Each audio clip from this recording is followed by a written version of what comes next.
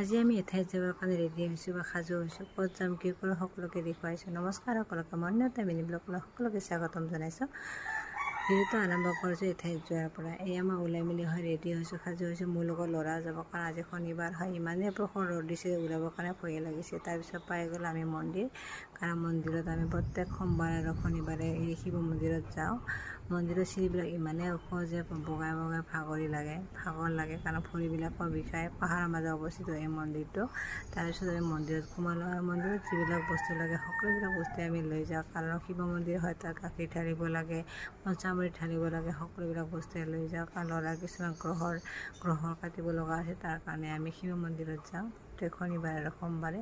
তাৰপিছত ইয়াত দেখা পালোঁ ছাগলী আছে, পাৰ চৰাই আছে, সকলোবিলাক বস্তুৱে থাকে। কাৰণ পাহাৰৰ মাজত অৱস্থিত যিটো মন্দিৰটো থাকিবৰ কাৰণে ভাল লাগে, ধুনীয়া এটা পৰিৱেশ হয়, ধুনীয়া এটা বতাহ আহি থাকে। তাৰপিছত মন্দিৰৰ চাৰিওফালে 3 পাক পলসীয়া কৰাৰ পিছতে ঘৰলৈ 3 পাক আমি 2জনে ঘূৰিলোঁ। আজি ভিডিঅ'টো ইমানেই বা